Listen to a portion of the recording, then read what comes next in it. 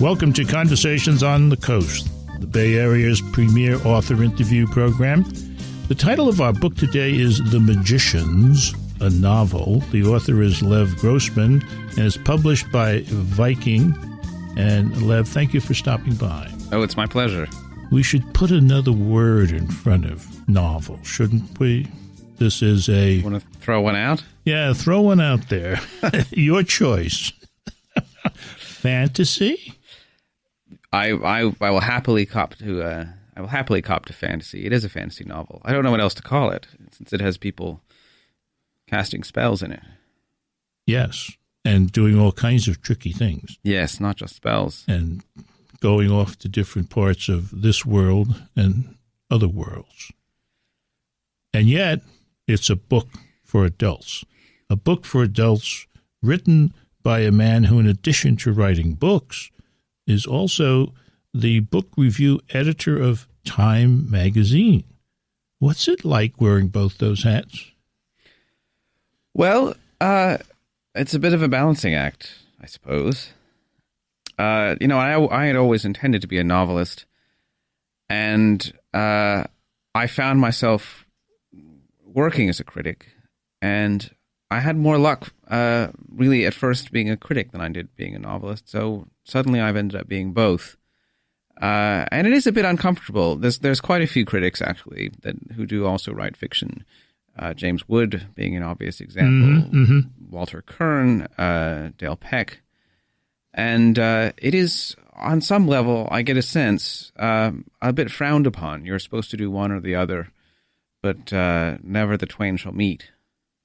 You hearken back to a day not so long ago, I suppose, in Western literary history, where people were expected to do both things, to be both authors and critics.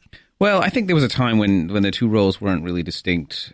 You could think of the 18th century and people like, now I'm not going to think of good examples, but people like Swift. He would just write all over the map, and you were expected to write fiction, and then you wrote criticism, and you reviewed other people's novels, and they reviewed yours, and it was just a big hodgepodge. Now it's sort of, one is a little bit specialized. There's a certain kind of power that critics have, and a certain kind of power that authors have, and if you want to have both those kinds of power, you feel a bit grabby. Mm-hmm. Which is an uncomfortable feeling grabby. I don't want you to be uncomfortable. The book that you've written is a particular kind of book, a particular kind of novel. It deals in magic as practiced in the real world by real people, so that it's immediately one should know that this is an adult book, an adult fantasy novel, and you create a fantasy realm which has some interesting characteristics. Good and evil in this book are not black and white. Well, one of the things that I guess distinguishes The Magicians from a book like Harry Potter, for example, or The Lord of the Rings, is there's no Voldemort in The Magicians. There's no personification of ultimate evil, which it's funny what happens when you sort of take that out of the equation. In Harry Potter's world, for example, everything's sort of organized around Voldemort in a funny way. You know who's good and you know who's evil, mostly except for Snape. And you know what magic is for. Magic's for fighting evil. It's for defeating the villain. When you don't have a Voldemort around, suddenly the world is much less simple and much more complicated. It's all shades of gray, and everyone is sort of a bit confused about where they stand and what magic is for. And the adventure becomes not defeating the villain with magic, but rather trying to figure out what to do with magic, what magic is good for, and what you should use it for. It also leads to, I don't know what the word is on uncertainty, but love and sex, for example, are not simple, and they're not innocent in this book, because we're dealing with adults. Well, one of the strange and, to me, interesting things about The Magicians is that it takes a story which is, you might say, traditionally young adult story about a young man who is initiated into a world of magic and learns to do spells and wield power. But it's not a young adult novel. So while he's doing that, he's also dealing with things that we think of as grown up and that usually get left out of stories like this, like sex, like drinking, cursing, violence, self-destructive behavior, things that we know from our own lives, but we don't usually see them in this context. And when you put them in, the story kind of changes and it feels sort of grittier and well, it's more grown up. I wouldn't, recommend this book to somebody under, say, 15. Enough theory and criticism. I can hear them saying this out there. So when we come back, we're going to share some more of the powerful story of The Magician. You're listening to Conversations on the Coast with Jim Foster. Follow us on Twitter at Jim Foster COC or send an email to jimfostercoc@gmail.com. The Magicians is the title of our book this week. It is written by Lev Grossman and published by Viking. And to make the point about where this book sits in terms of other fantasy fiction, I think George R.R. Martin's quote is instructive. It says, "The Magicians is to Harry Potter as a shot of Irish whiskey is to a glass of weak tea. Solidly rooted in the traditions of both fantasy and mainstream literary fiction, the novel tips its hat to Oz and Narnia as well as to Harry. But don't mistake this for a children's book. Grossman's sensibilities are thoroughly adult, his narrative dark and dangerous and full of twists. Hogwarts were never like this." So I think that really says it very, very, very nicely. The other thing that I sense as I read the book is that you were having a good time. There's some very funny stuff in here. And, for example, the way you name people. The head of the sorcery school, if you will, his name is Fog. Just made me chuckle. There are two people who are supposed to be defenders of the group, and they're named Dint and Fen. But my absolute favorite name is Dr. Alder, Acorn, Agnes, and it goes on and on and on. What were you doing the night you came up with that name? Well, she's a centaur. And she should have any name she wants. Well, the centaurs in The Magicians are very sort of highfalutin. They're extremely pretentious and kind of a little bit full of themselves. And they're sort of quite annoying to be around. And they give themselves these extremely elaborate names so you can be absolutely clear on how important they are. A great name, and I only read half of it because I can't find my note with the rest of her. Well, it does go on. I couldn't do it from memory myself. Here I found her: Alder, Acorn, Agnes, Allison, Fragrant Timber. That is her name. Fragrant Timber. Maybe if you play cards with her at night, you can call her Fragrant Timber. I never got that close on close terms with her. The story begins in a place not usually associated with magic, Brooklyn, New York. And Quentin Coldwater, who's, I would say, the main character in the book, and one of the things he does, he's very, very bright, first in his class in almost every subject, as I recall, and he reads and rereads the Fillory novels, a series of fantasy novels, 5 books by one Christopher Plover. And he never really grows out of them, does he? No, I wanted Quentin to be a little bit the way I was when I was 17, which is, Quentin's quite a bit cleverer than I was, but he's a bit mopey, and one of the reasons that he's mopey is that he's obsessed with fantasy. He's a huge fantasy fan, and he reads, yes, as you say, he reads these books called the Fillory books, which I made up. They don't actually exist. Well, you sure make them feel like they exist. Excellent job. I did my best for that. They sort of they're English fantasy from the 1930s. They sort of evoke Narnia a little bit in their sort of mood and feel, but they're their own books, definitely. I wanted to take the fantasy fan that I was and take that fan and put him into a magical world and see how it felt. You know, when Harry goes to Hogwarts, the funny thing about him is that he wasn't a fantasy fan. It's like he's never read a fantasy novel in his life. Quentin is a big fantasy reader, and when he gets put into a magical world, he has all kinds of funny ideas and expectations about how everything is going to work, because he's been reading about that stuff all his life, except, of course, his expectations are very wrong.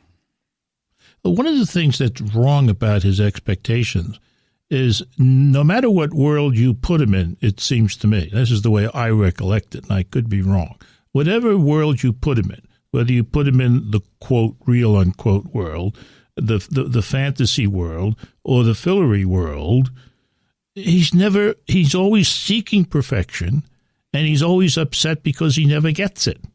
I'd like to give him a kick in the pants.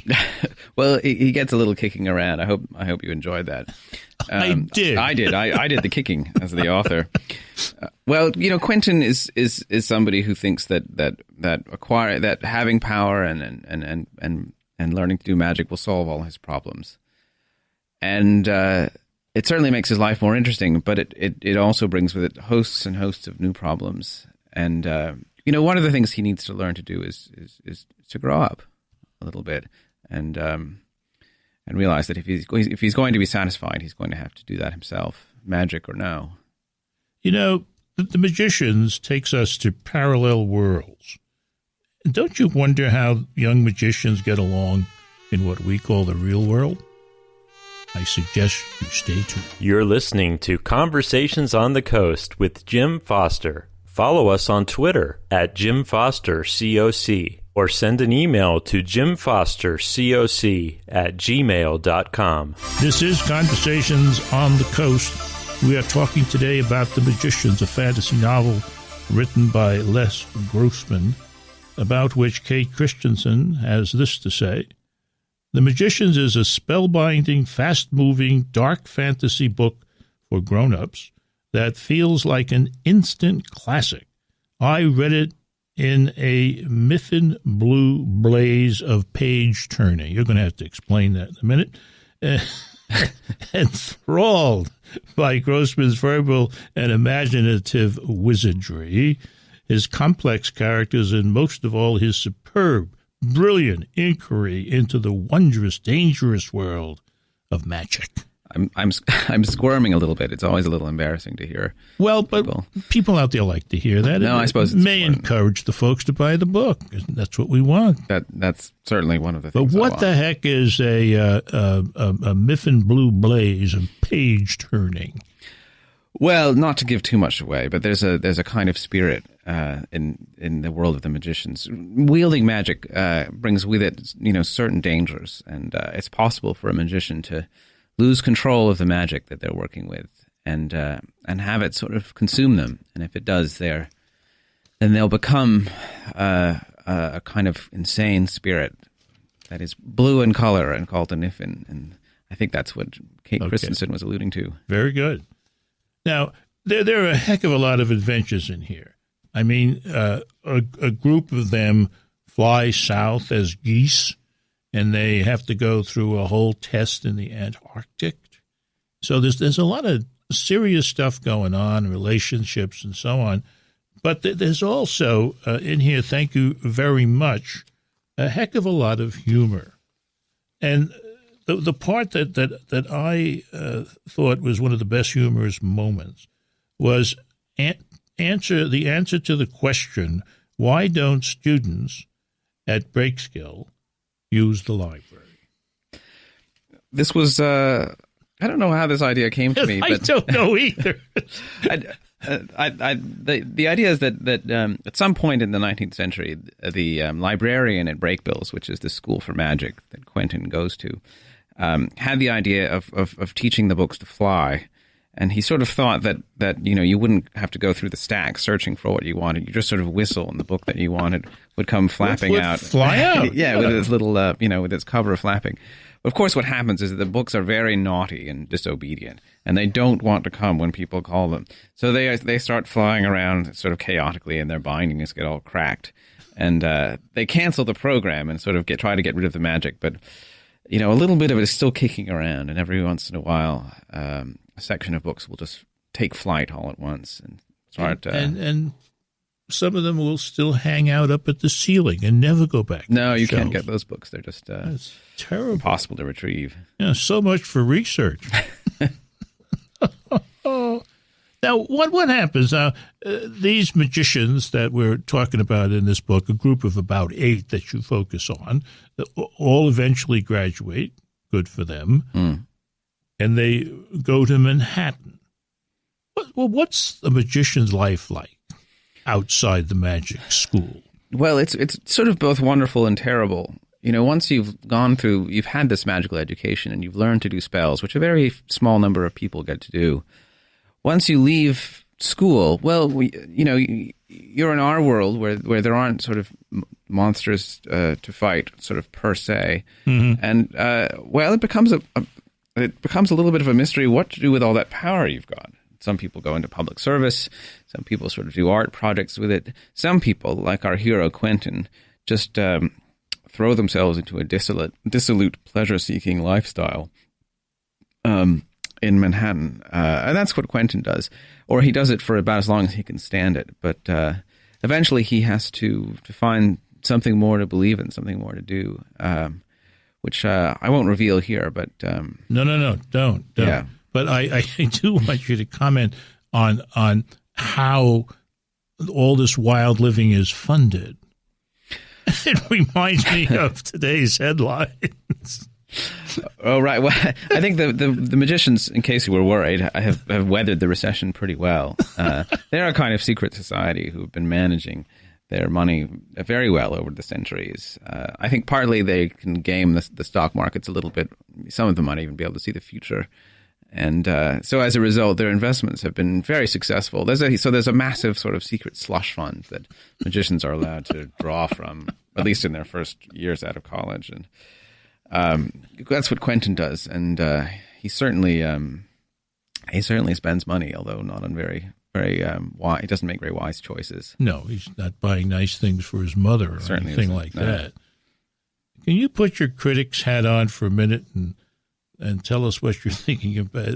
What you're thinking is about the Kindle? Oh, the Kindle. Well, I've been resisting the Kindle. I still am resisting the Kindle. I don't use it.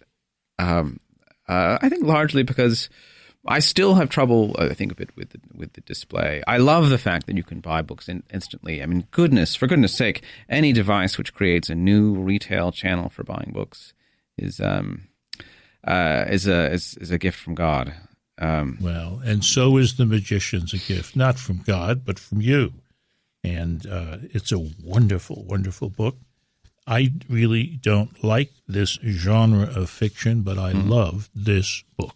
Well, thank you. It is called The Magicians. It's by Lev Grossman. This is Conversations on the Coast, and I'm Jim Foster. Follow us on Twitter at Jim Foster COC, or send an email to jimfostercoc@gmail.com.